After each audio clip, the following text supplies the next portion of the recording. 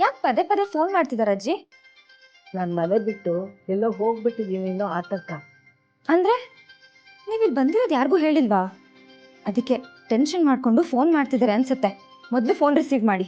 ಇಲ್ಲ, ನಿಮ್ಗೆ ಅದೆಲ್ಲ ಗೊತ್ತಾಗಲ್ಲ, ಸುಮ್ಮನೆ.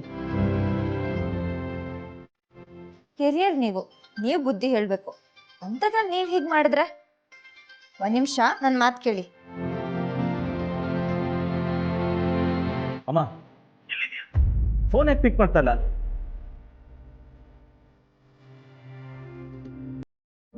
ಅಮ್ಮ ಪ್ಲೀಸ್ ಏನಾರ ಮಾತಾಡು. ಮನಸ್ಸಿಗೆ ಎಲ್ಲಿ ನೆಮ್ಮದಿ ಸಿಗುತ್ತೆ ಅಂತ ಅನ್ಸುತ್ತೋ ಅಲ್ಲಿದ್ದೀನಿ. ಅಮ್ಮ ಇಲ್ಲಿ ಏನಾಗಿದೆ, ಆಗೋದಕ್ಕೆ ಕಾರಣ ಏನು ಎಲ್ಲ ಗೊತ್ತಿದ್ದು ನೀನು. ಏನಾಗಬೇಕು ಅಂತಿತ್ತೋ ಅದೇ ಆಗಿರೋದು. ಆದ್ರೆ ನೀವು ಯಾರು ಅದನ್ನು ಅರ್ಥ ಮಾಡ್ಕೋತಿಲ್ಲ ರಾಮ್. ಸರಿ, ಈಗ ನೀನು ಎಲ್ಲಿದೆಯಾ ಹೇಳು, ನಾನು ಅಲ್ಲಿಗೆ ಬರ್ತೀನಿ. ನನ್ನ ಸೊಸೆ ಮನೆ ಬರ್ತೀಯಾ? ಅಮ್ಮ ನಿನಗೆ ನಿನ್ನ ಸೊಸೆ ಮುಖ್ಯ, ಹಾಗಾಗಿ ನೀನು ಬರಲ್ಲ. ಅದೇ ರೀತಿ ನನಗೆ ನನ್ನ ಸೊಸೆ ಮುಖ್ಯ, ಅದಕ್ಕೆ ನಾನು ಅವಳ ಜೊತೆ ಇಲ್ಲಿದ್ದೀನಿ. ಅಮ್ಮ ಯಾಕೆ ಹೀಗೆ ಹಠ ಮಾಡ್ತಿದ್ಯಾ? ನನ್ನ ಮಗ ನೀನು, ನಿನಗೆ ಇಷ್ಟು ಹಠ ಇರಬೇಕು ಅಂತಂದರೆ ನಾನು ನಿನ್ನ ತಾಯಿ, ನನಗಿನ್ನೆಷ್ಟು ಹಠ ಇರಬೇಡ. ನೋಡು, ನನ್ನ ಸೊಸೆ ನನಗೆ ಮುಖ್ಯ, ಇದು ನನ್ನ ತೀರ್ಮಾನ. ಇನ್ನು ಮಿಕ್ಕಿದ ನಿರ್ಧಾರ ನಿಮಗೆ ಬಿಟ್ಟಿದ್ದು. ಅಮ್ಮ ನಾನು ಹೇಳೋದನ್ನು ಕೇಳು. ಅಮ್ಮ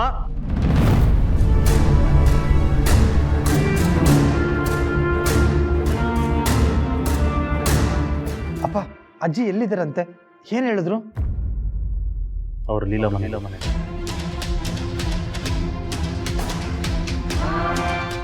ಲೀಲಾನ ಮತ್ತೆ ಈ ಮನೆಗೆ ಕರೆಸ್ಕೊಳ್ಳೋದಕ್ಕೆ ಅವ್ರು ತಗೊಂಡಿರೋ ರೂಟಿ.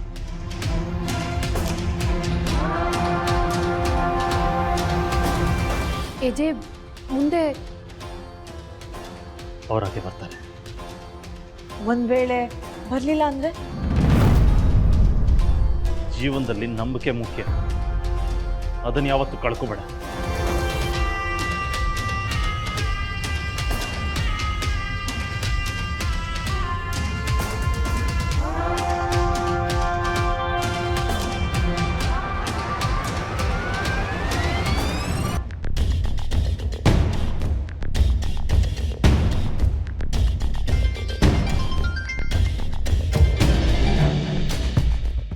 ಅವರೇ, ನಿಮ್ಮ ಮಗಳನ್ನ ಏಜೆ ಜೊತೆ ಮದುವೆ ಮಾಡಿಸಿದ್ದು ನೀವು ವಾಪಸ್ ಮನೆಗೆ ಕರ್ಕೊಂಬಂದು ಇಟ್ಕೊಳ್ಳಿ ಅನ್ನೋ ಕಾರಣಕ್ಕ?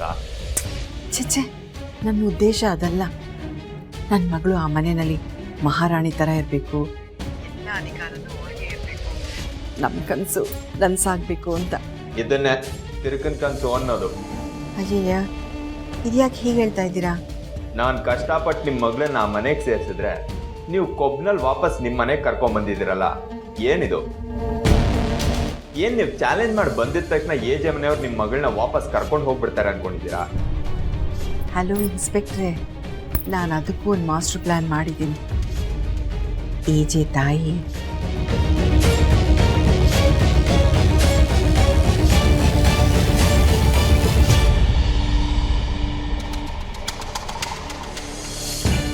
ಅವ್ರ ಜೊತೆ ಜಗಳ ಮಾಡ್ಕೊಳ್ಳೋದ್ಕಿಂತ ರಾಜಿ ಸಂಧಾನ ಮಾಡ್ಕೊಂಡ್ಬಿಟ್ರೆ ಲೀಲಾ ಅವ್ರ ಮನೆಯಲ್ಲಿ ನೆಮ್ಮದಿಯಾಗಿರ್ತಾಳೆ. ಆಮೇಲೆ ನನ್ನ ಆಸೆ ಕನಸು ಶಕುನಿ ರೀತಿ ಹೊಂಚಾಕಿ ಆ ಮನೆ ಮನ್ಸುಗಳನ್ನ ಹಾಳು ಮಾಡೋದಕ್ಕೆ ನಿನ್ನನ್ನು ದಾಳವಾಗಿ ಬಳಸ್ಕೊಂಡು ಈ ಮದುವೆ ನಡೆಸಿದ್ರೆ ನೀನ್ ಸಂಸಾರ ಮಾಡಿಸೋದಕ್ಕೆ ನೋಡ್ತಿದ್ಯಾ? ನಾನು ಅದಕ್ಕೆ ಅವಕಾಶ ಕೊಡಲ್ಲ. ಇನ್ಸ್ಪೆಕ್ಟ್ರೆ, ಹೇಗಿದೆ ನನ್ನ ಪ್ಲಾನು? ಡಬ್ಬ ತರ ಇದೆ. ನಿಮ್ಮ ಮಗಳನ್ನೇ ಮನೆ ಸೊಸೆ ಮಾಡ್ಕೋಬೇಕು ಅನ್ನೋದು ಅವ್ರ ಆಸೆ ಆಗಿತ್ತು, ಆದ್ರೆ ಅವ್ರ ಕೈಯಿಂದ ಅದಾಯ್ತಾ?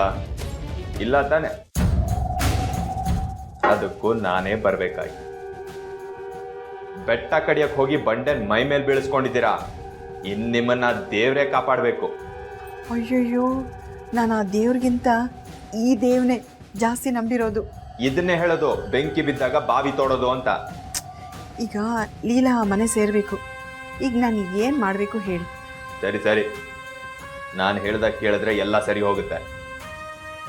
ಮೊದಲು ನಿಮ್ಮ ಮಗಳನ್ನ ಮನೆ ಕಳ್ಸೋದಕ್ಕೆ ವ್ಯವಸ್ಥೆ ಮಾಡಿ. ಅದೇ ಹೇಗೆ ಅಂತ? ಪ್ರತಿಯೊಂದನ್ನು ನಾನೇ ಪ್ಲಾನ್ ಮಾಡೋದಿದ್ರೆ ನೀವೇನು ಪ್ಲಾನ್ ಮಾಡ್ತೀರಾ? ಅಲ್ಲ, ನಿಮ್ಮಷ್ಟು ಸುಲಭವಾಗಿ ನನಗೆ ಮನೆ ಹಾಳು ಮಾಡೋ ಐಡಿಯಾಗಳು ಬರಲ್ಲ. ಐಡಿಯಾ ಹೇಳಿದ್ರೆ ಖಂಡಿತ ಮನೆ ಹಾಳು ಮಾಡ್ತೀನಿ. ನಿಮ್ಮ ಮಗಳು ಸೈಲೆಂಟ್ ಆಗಿದ್ರೆ ಈ ಕತೆ ಗೀತೆ ಎಲ್ಲ ನಡೆಯಲ್ಲ. ನಿಮ್ಮ ಮಗಳು ನನ್ನ ಮನೆ ಅಂತ ಮುನ್ನುಗ್ಬೇಕು. ಆ ಮನೆ ನೆಮ್ಮದಿ ಹಾಳಾಗಬೇಕು.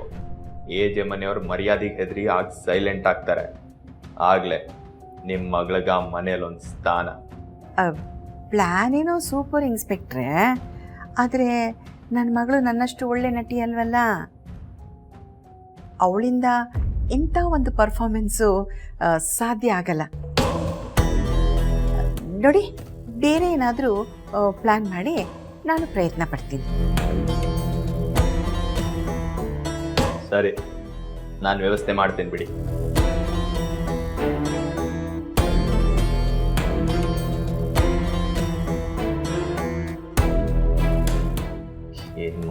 ಏನು ಮಾಡಲಿ ಸಿಚುಯೇಷನ್ ನಾರ್ಮಲ್ ಆಗೋದಕ್ಕೆ ಬಿಡಬಾರ್ದು.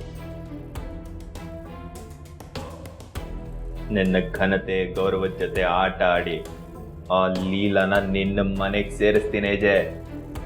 ಸೇರಿಸ್ತೀನಿ.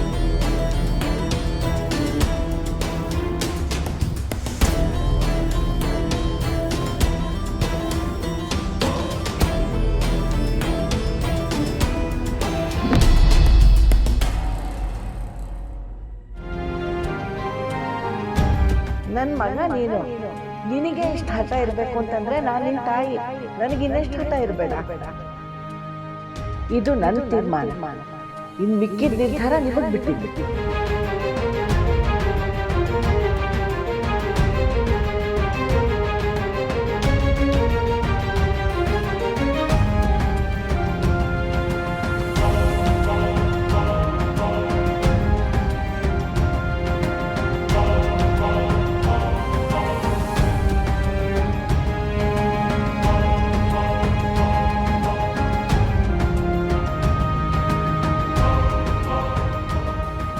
ಅಪ್ಪ, ಯಾಕೆ ಊಟನೂ ಮಾಡ್ದಿರ ಎದ್ದು ಬಂದ್ರಿ ನೀವು? ಮನುಷ್ಯನ ಮನಸ್ಥಿತಿ ಅವನು ಊಟ ಮಾಡೋ ರೀತಿಯಲ್ಲಿ ಗೊತ್ತಾಗುತ್ತೆ ಅಂತ ಅಮ್ಮ ಒಂದಿನ ಹೇಳಿದರು.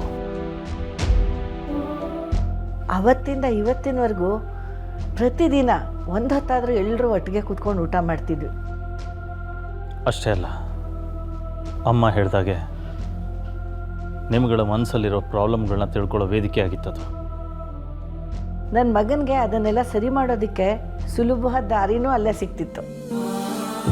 ಆದರೆ ಇವತ್ತು ಅದನ್ನು ಹೇಳಿದ ನನ್ನ ಅಮ್ಮನೇ ಈ ಮನೇಲಿ ಇಲ್ಲ ಅಂದಮೇಲೆ ಊಟ ಹೇಗೆ ಹೇಳಿ ಹೇಳಿ ಏನು ಗ್ಯಾರಂಟಿ ಹಿಟ್ಲರ್ ಕಲ್ಯಾಣ. ಜೀ ಕನ್ನಡ ಬಯಸಿದ ಬಾಗಿಲು ತೆಗೆಯೋಣ.